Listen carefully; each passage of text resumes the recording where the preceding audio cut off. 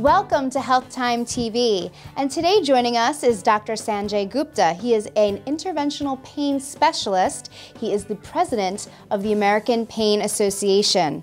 He is the director of Atlantic Pain Institute and Mainline Pain Management. Welcome to Health Time TV, Dr. Gupta. Thanks for having me, Brooke. And congratulations on just being named Philadelphia's top doctor in pain management. Thanks.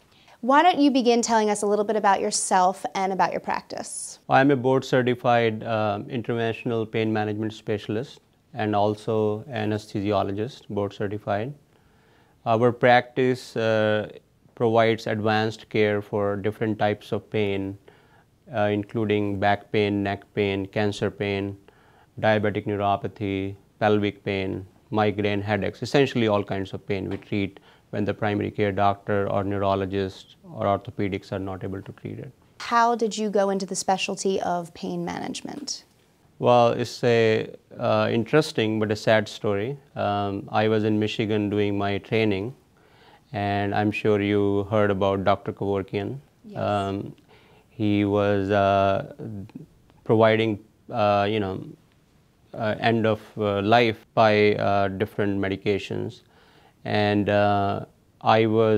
one day evening, I was in a clinic, and we had a patient who was young, 30-year-old nurse from Boston. She came and she saw me at the time, and her complaint were fibromyalgia. That's essentially she had. She didn't tell us that she was going to see Dr. Kevorkian, but and we told her, that there are a lot of treatment options, and there is no reason to be sad about it.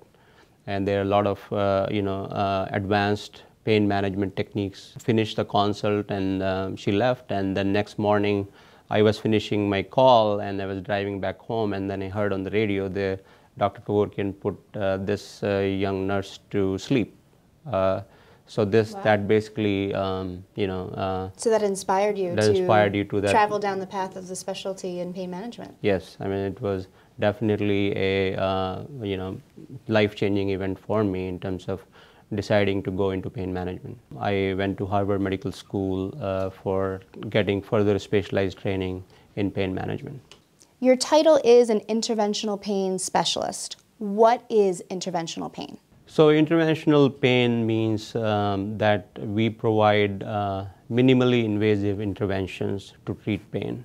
These are the new techniques which were not available 10, 15 years ago when people were, without pain relief, and they were just taking medications or surgery options. But now we have these new techniques which we perform, which are minimally invasive, and they can provide pain relief in a lot of situations. Tell me about some of these treatment techniques.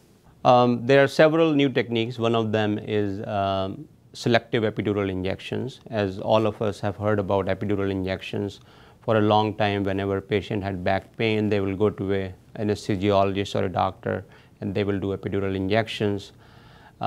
Sometimes they work, sometimes they didn't work. So now we do these injections under guidance of a machine. It's called fluoroscopy machine, which can tell us where actually the nerves are and the bones are. So we can put the medication, a smaller amount of medication in that area to relieve the pain. Fluoroscopy is a big word. Could you walk us through exactly how you would handle a fluoroscopy? So fluoroscopy is basically a machine that gives us a live picture of the spine. So we can see all the bone area, disc area, and where the nerve is located, and we can go right around that nerve which is causing the pain and can put the medication right there. When is the treatment of selective epidural injections used? So selective epidural is used for the back pain which is going down the leg. So when the nerve is pinched by whether it's a herniated disc or spinal stenosis, by selective epidural we can go to that nerve and put the medication. And we'll be right back with more with Dr. Sanjay Gupta on pain management when Health Time TV returns.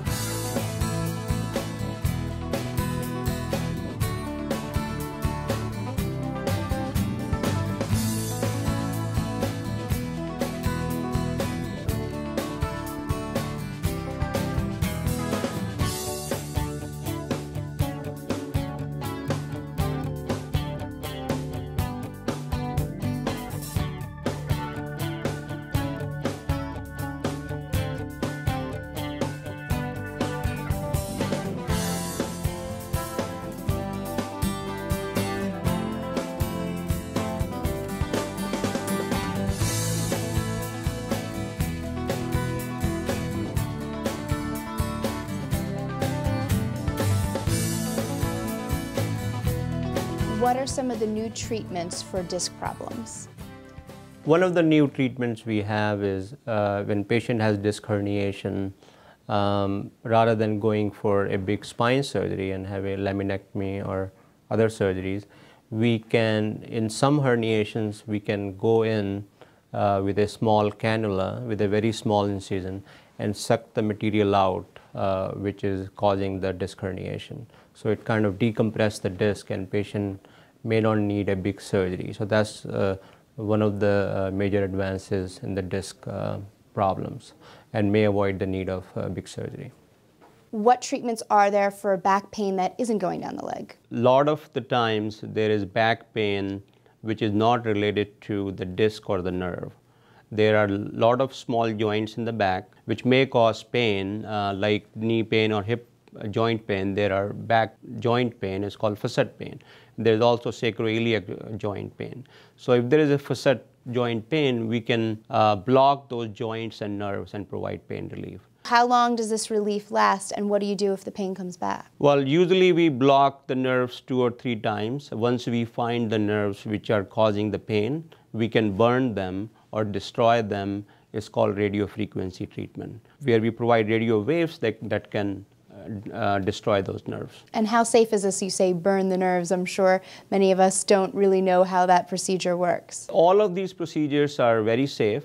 They usually take anywhere from 2 to 5 minutes. They are done on outpatient basis. Most of the patients, we don't require any anesthesia besides local anesthesia. They can essentially go back to their work right on the same day. So these are very safe procedures overall. And we'll be right back with more with Dr. Sanjay Gupta on pain management when Health Time TV returns.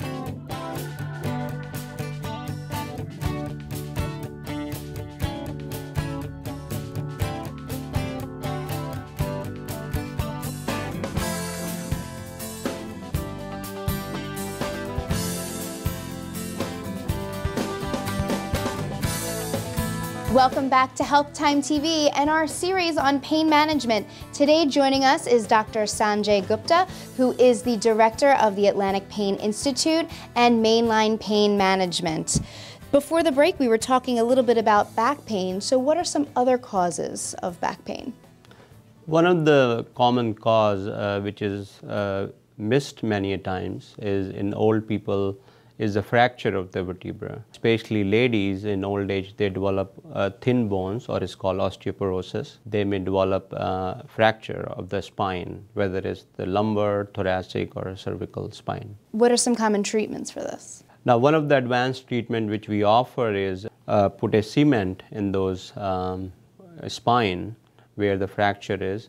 That not only make the fracture stable, but also increase the height of the spine. So you will see all these old ladies which are losing height because of the fracture, and the pain is severe. So this is treatment where we put cement. It's called vertebroplasty or kyphoplasty. So that's a treatment for back pain. What about neck pain?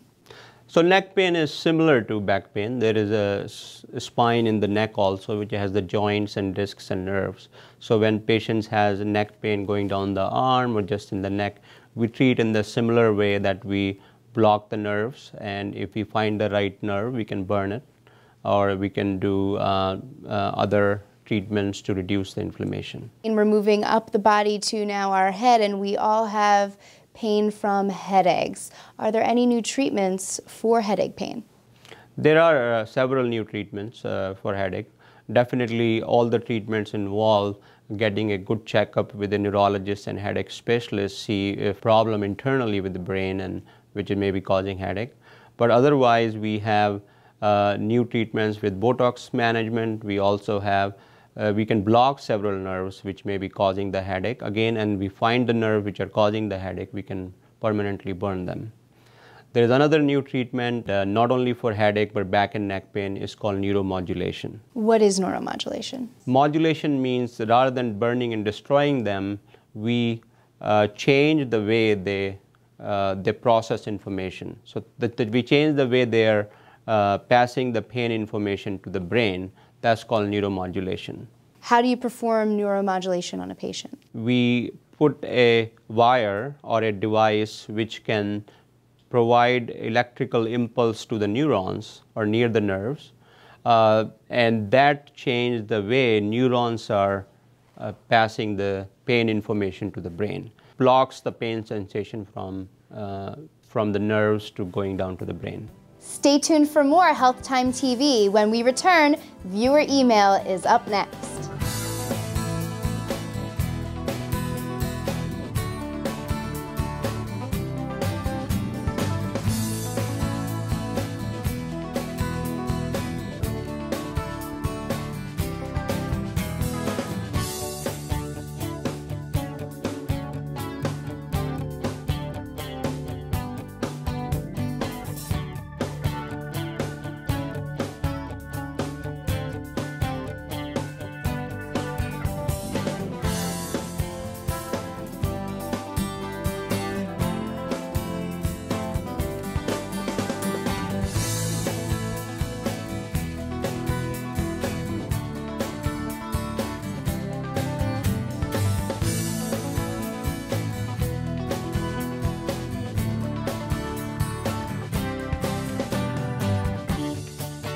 Welcome back to Health Time TV. And now it's time for my favorite segment, viewer email.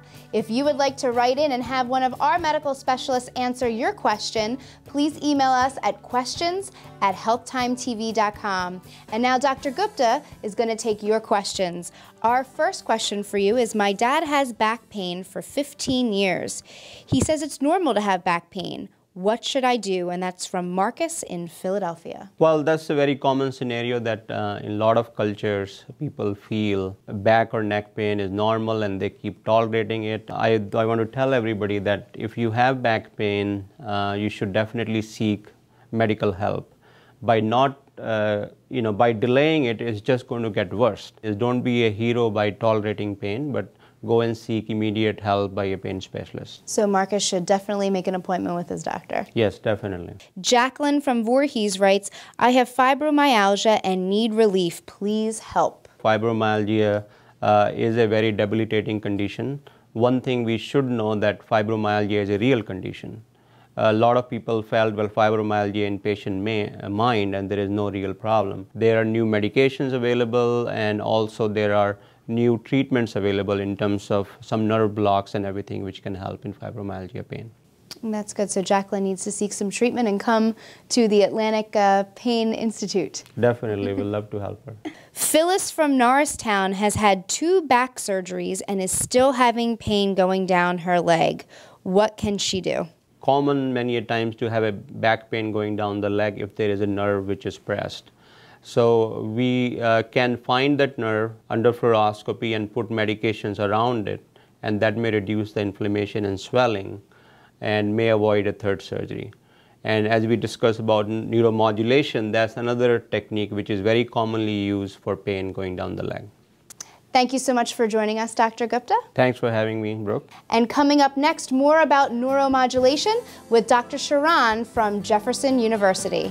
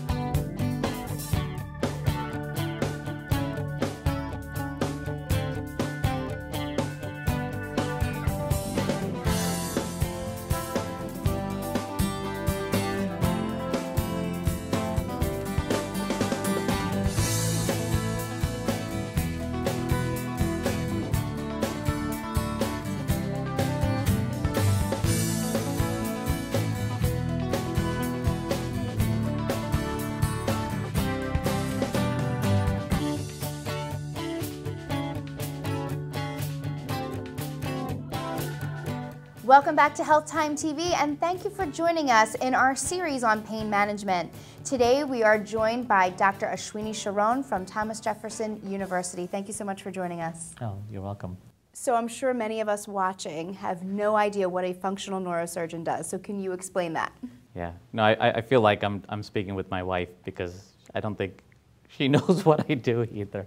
Functional neurosurgery is a very new field. Sort of a little tidbit, the concept is putting electrodes and wires and rewiring the brain and the spinal cord.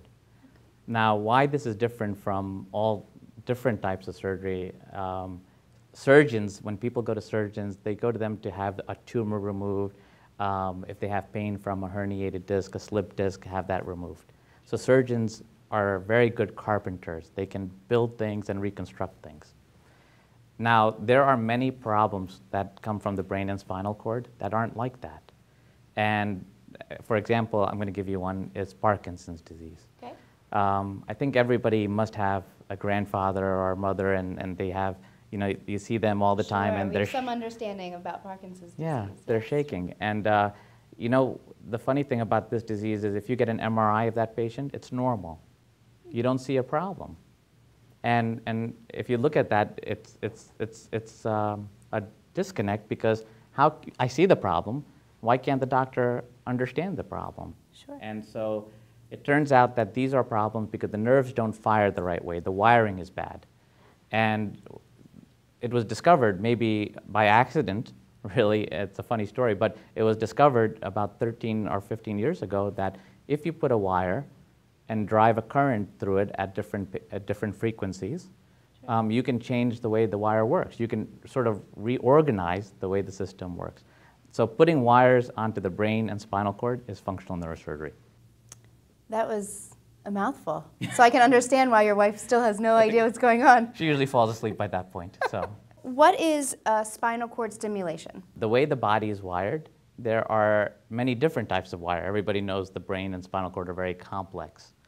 And there's a wire that deals with position. So when my hand moves, the information about the position is going to the brain.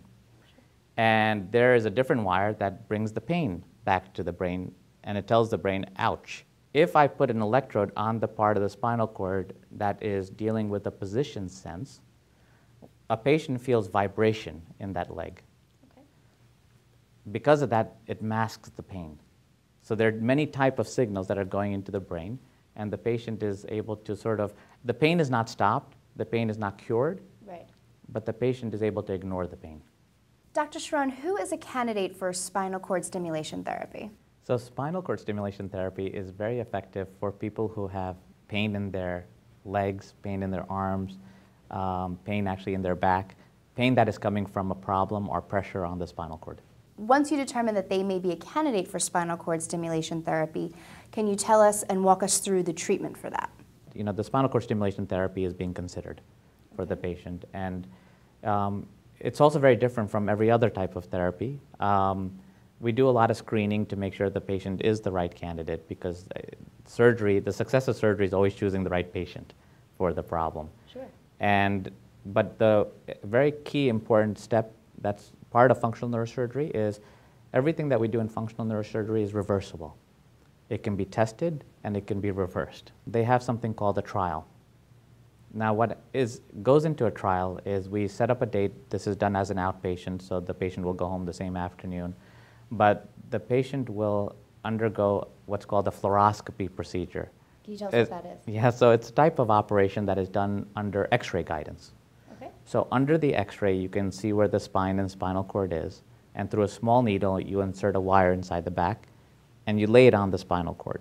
We make them comfortable, we put the wire in the back, and the reason we have them awake is because when the wire is activated, when the current is turned on, the patient is going to feel that vibration or a very pleasant tingling sensation over the pain region.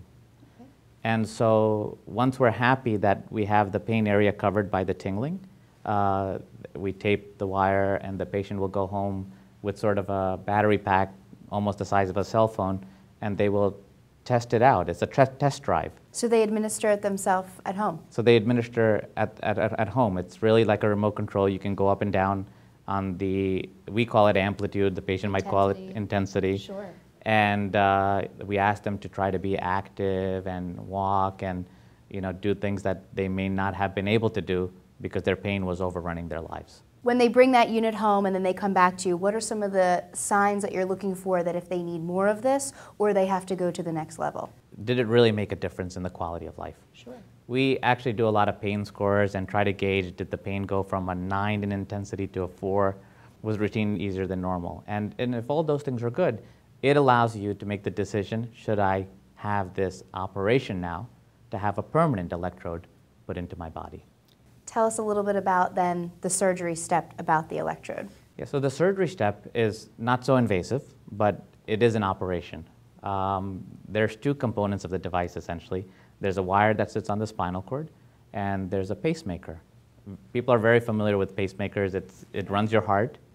What's very different about a pacemaker for the brain and spinal cord is most nerves don't beat at 60, 70, 80.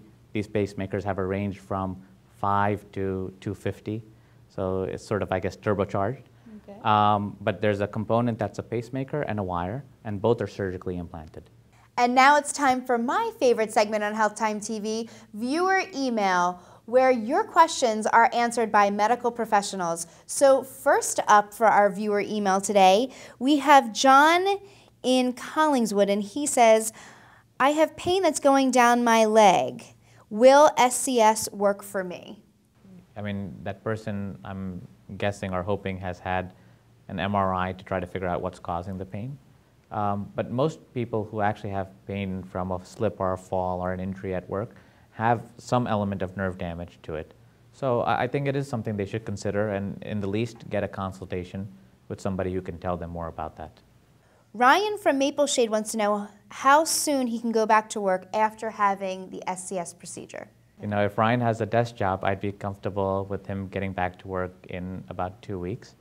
If Ryan does a lot of labor where he's really moving and shifting, those patients, I really think that depending on how labor intensive the work is, 6 weeks or 12 weeks, once you start working, you're not going to do therapy.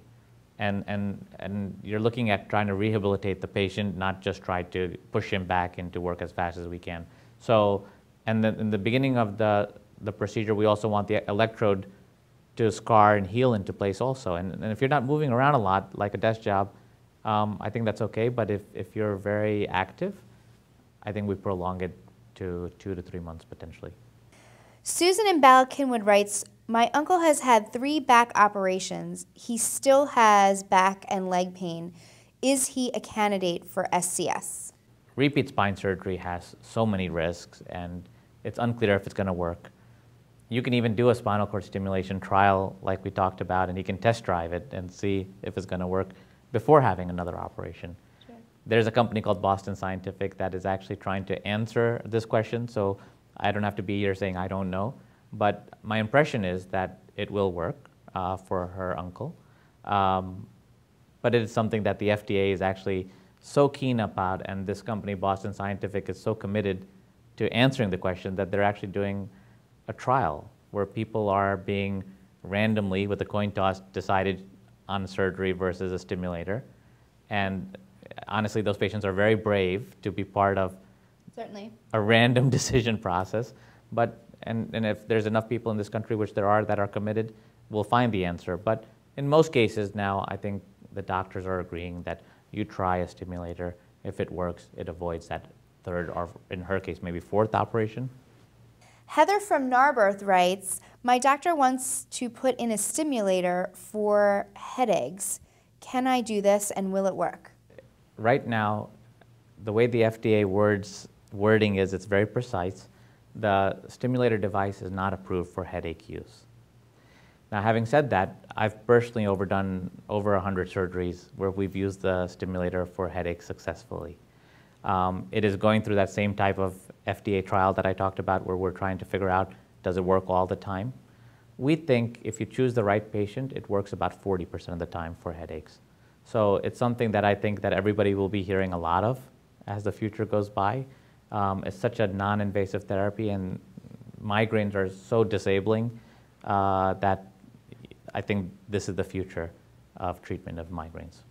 So I have a personal question. So we're talking about the unit with the remote and all these things. Is there anything visible, like cosmetically? The wires are so small, they're the size of spaghetti. Sure. Maybe linguine are somewhere in the middle, but they're literally 1.2 millimeters wide. So these wires are really small. You can't see it underneath the skin. Of course, the patient can feel it if they know exactly where it is, and they typically do because it's the princess in the pea pod. The princess can feel the pea. Somebody from the outside would only see 2 incisions, one where the electrode and the wire went inside the body, and one where the pacemaker or battery was. So it's not, people are living normal lives. We hide the incisions behind the belt line, so it's not visible either. It's just not an issue. Thank you so much for joining us today. I appreciate you being here. And if you have any questions that you would like our medical experts to answer, please email us at questions@healthtimetv.com.